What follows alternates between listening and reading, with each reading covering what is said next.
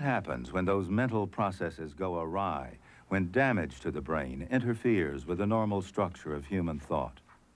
In 1983, Bill Mazzal graduated in the top 10% of his law school class and passed the bar exam on the first try.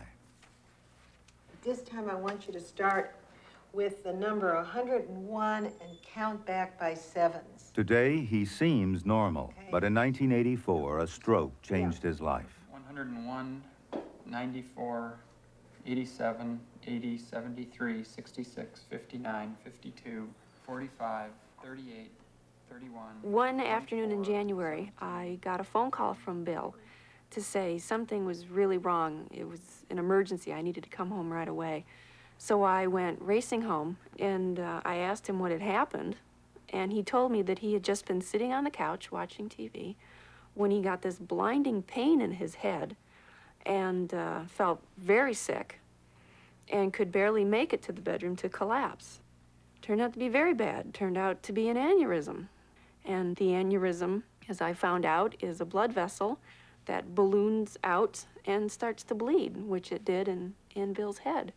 And it was right in about the frontal lobe area. That's where the bleeding occurred, is in the frontal lobe area. Right. It was very sudden, it was very scary, and neither of us had any idea what was happening to us, what was happening to our lives, what was happening to our future. It may be very hard to appreciate exactly what is wrong with somebody with frontal lobe injury. There have been many studies to try and pinpoint a particular function. And in some ways, it's almost easier to characterize frontal lobe function by saying what it doesn't do. It's not the part of the brain that makes us speak. It's not the part of the brain that allows us to see. It's not the part of the brain that allows us to hear. It's not the part of the brain that allows us to touch something and recognize what that is that we just touched. It's not really by itself the part of the brain that remembers.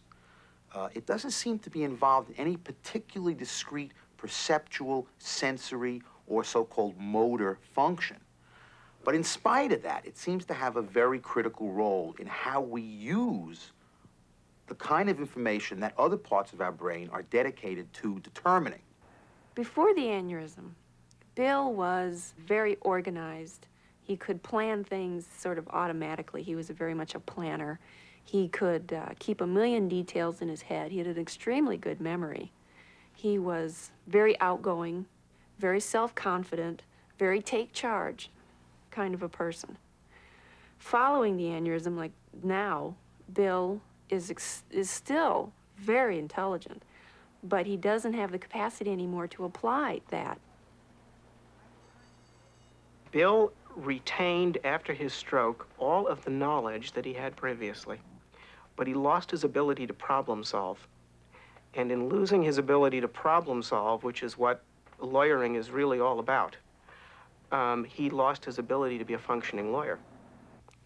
And, you know, there's nothing more disappointing than finding somebody as bright as he is, working with him for a couple of years, and then, you know, seeing overnight those skills just gone. You know, it really cuts deep when you see that. Recognize these? Tinker toys. Tinker toys. Your job is to make whatever you want with them. Okay, just get started anytime you want. Okay.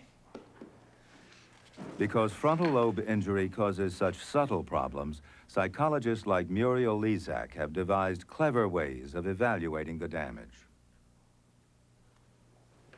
In making a construction with Tinker Toys, Bill simply jumped into the task with no plan, no forethought. It had not even occurred to him to have had a goal.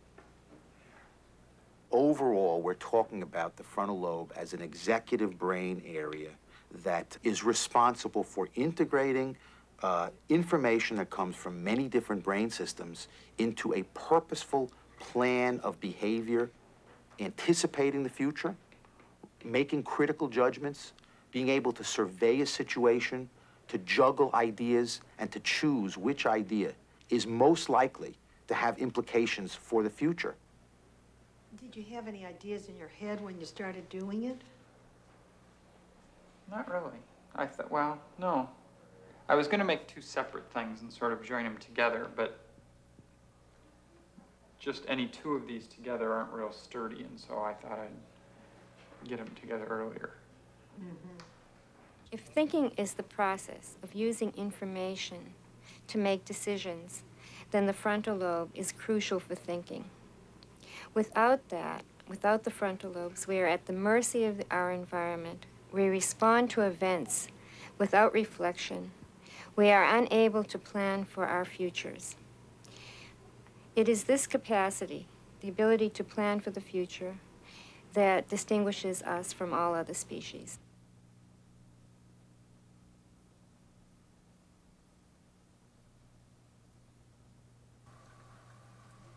This rhesus monkey has a relatively well-developed frontal lobe. The idea is to see whether he can remember where the food is after his vision is blocked by the screen, whether for him out of sight means out of mind. If we did not have the ability to keep information in mind when it is no longer in view, we would be responding on the basis of whatever stimulus attracted our attention. The ability to regulate our behavior by internalized knowledge or internalized memories, that is everything that we can keep in mind, allows us to modulate our behavior and to control the outside environment. The Galago monkey is far more primitive than the rhesus. He finds the food in the left food well the first time it's offered, but without much in the way of a frontal lobe, will he have the capacity to keep the food's location in mind when it's now placed in the right-hand well?